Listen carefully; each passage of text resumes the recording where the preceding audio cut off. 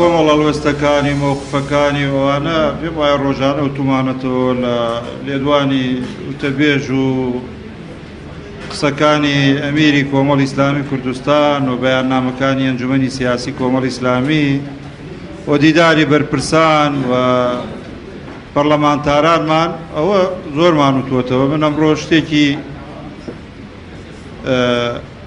نوێ ئەڵێمەوە کە ئەوەندەیش ئەڵێمەوە کە لە چارەکە سەعاتەکە فریا بکەوم. ئێمە کۆمەڵی ئیسلامی کوردستان سەرچاوەی هەڵوێستەکانمان، هەڵوێستە سیاسیەکان، مۆقفە سیاسیەکانمان، مەبنای هەڵوێستەکانمان واتە ئەم مۆقفانەمان لەسەر چی بنیات ناوە، واتە کاتێک کۆبینەوە ئەو ثەوابتانە چین کە ئێمە لەبەر چاوێگرین. بەڕاستی زۆرن تەوان. من سێ سەرەکی هەڵبژاردووە عەرزتانەکەم. یەکەم مەبنا، کەم خاڵی ثابت کە ئێمە لێەوە تەحەڕوکەکەین و مووقف دەرەبڕین ئیسلام بوونمانە. بەڕاستی ڕاستەوە کورد و برای بەڕێز ئێمە ئایدۆلۆژیا لە هەڵوێست و مەواقف و کارمانە ڕەنگی نەداوەتەوە. چکە ئێمە لە حزبایەتی تعریفی حزب حاڵی بووین. حزب ئامرازە بۆ خزمەتکردنی خەڵک، ئامانج نییە. و ئیسلام فێری کردوین هەمومان تەواان هەر بانخوازێکی ئیسلامی سەرەتا کە قساکا بۆ خەڵک و باسی ئیسلامیان بۆکە زۆرم ئاەتە هێنێتەوە. میش هەرم ئاەتە دەڵێمەوە.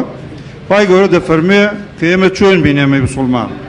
ئەفەرمێ وەلتەکن منکم ئومەة يدعون إلى الخير ويأمرون بالمعروف وينهون عن المنكر وأولئك هم المفلحون. بۆیە ئێمە بەگژی پەکخستنی پەرلەمانە ئاچین ئەوە پێمان وایەکەوە ئەمرێک بە معروفەکەین و نەهی لە منکەرێکەکەین. ئێمە کاتێکاڵین ڕیفراندۆمەکە کاتی نییە، زەمینەی نێوخۆ و دەرێ بۆ نەڕەخساوە، ئەمە بە ئەمرێکی باشیە زانین و پێمان وایە ملەتەکەمان لە زەرێرێک دوورەخەینەوە کە ڕوبەڕووی ئەبێتەوە. ئەوە قەناعەت و خوێندنەوەمانە. چکە دەبێ ئێمەش وەکو حزبێکی ئیسلامی کە ناومان لە خۆمان ناو ئیسلامی، ئیسلام بوونەکەمان لە هەڵوێست و مەواقفەکانمانە ڕەنگ بداتەوە. چکە دواتر خەڵک گاڵتەمان پێکە ئۆڵێ ئیسلامەتی و ئەمانە شەو تا ڕۆژ تا بەیانی باسی ئەسحاب الأخدود و ئەڵێن زەکەریا و پێغەمبەر فڵان بە منشار بە هەڕەق کرا بە دوو پارچەوە و هەمووش ئەڵێن کەلیمەت حەق عند سوڵتان جائر و ئەمانە هەموو کوا لە ئیسلامیەکانە ڕەنگ ناداتەوە.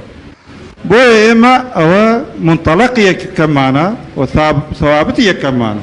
دوونەتەوە ئێمە وەکو لایەنێکی سیاسی ئیسلامی پێمان وایە کەوە نەتەوە دەبێ نەتەوەی کە کوردین ڕەنگ بداتەوە لە مەواقف و هەڵوێستمانە. بۆیە کاتێک کە باسی سەربەخۆی دەکا من پێش لایەنێکی تر دەبێ بڵێم ئەم ملەتە مافی خۆیت نەک مافی خۆیتی مافێکی لێ زەوت کراوە بە پێی اتفاقەیەکی شۆم کە اتفاقی سایکزبی کۆیەوە پێش 100 ساڵ پێش ئێستا کە مەحرومە لەوەی کە وڵاتێکی بۆ هەبێ. ئێمە لەگەڵ نوێنەری وڵاتان دانشین. ئەم ئاماژە دەمە ڕۆژە مەسجدی هات بۆ لای کە سەفیری ئێرانە هات بۆ لای مامۆستا عەلی باپیر. مامۆستا قسەی یەکەمی وتی ئێمە کورد بەوەی ئێرانیشەوە، چکە بووە برادەر لە ئێرانی لێ دەرکردووە، ینی کە قسەی کردەوە توێتی کوردی تورکیا و عێراق وانە حەقیانە دەوڵەتیانە بێت. مامۆستاوتی بە ئێرانەوە مافی خۆمانە کە وڵاتی خۆمانە بێ. بەس ڕیفراندۆم ئەم ملاحەزاتانەمان لەسەری هەیە. بۆیە لە هەڵوێست و مەواقف پیشمانە ئەوە دەبێت ڕەنگ بداتەوە هەموو تاکێکی کۆمەڵ و ئێمە لەو ڕۆڕ نەخشە ڕێگایەکمان لە 2013 خستۆتە ڕوو و کورد مافی خۆیەتی دەوڵەت و قوارەی سیاسی خۆی هەبێ هەموو تاکێک حەزەکە. ئەمە نابێ ئەوە کرێ بەرتەس کرێتەوە لە هەندێک کەسایەتی و هەندێک خەڵدا ئەو کێ و مافەی پێداوە نەرەوان بانگەشەی سەربەخۆی و ئەوە بکەن ئەوە هەموو تاکێک حەزەکە کە سەفەرەکە پاسەپۆرتێکی کوردستانی لە گیرفانیا بێ بەڵام لەسەر ریفراندۆم بە کورتی ئەڵێن ئێمە زەمینە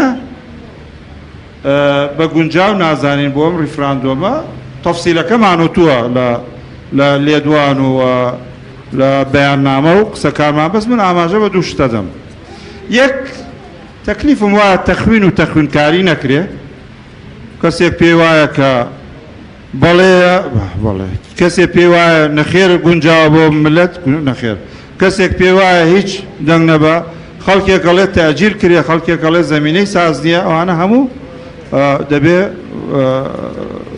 ڕەوا بن و ڕێ پێدراو بن خاڵی سێیەم ئەویش ئێمە بەرژەوەندی خەڵکی کوردستان یەکێ لەو خاڵانەیە کە بنیاتی مۆقفی لەسەرەنێ کورت یەکەمە بەرژەوەندی خەڵکی کوردستان لەوەی کەوە مافی خۆیەتی سیستەمێکی حکومڕانی ڕەشید پەیڕۆ بێ لە کوردستانە بۆیە کاتێ کە شکۆی پەرلەمان ئەشکێنرێ ئێمە دژی ڕاوەستین چکە لە بەرژەوەندی خەڵکی کوردستانی نابینین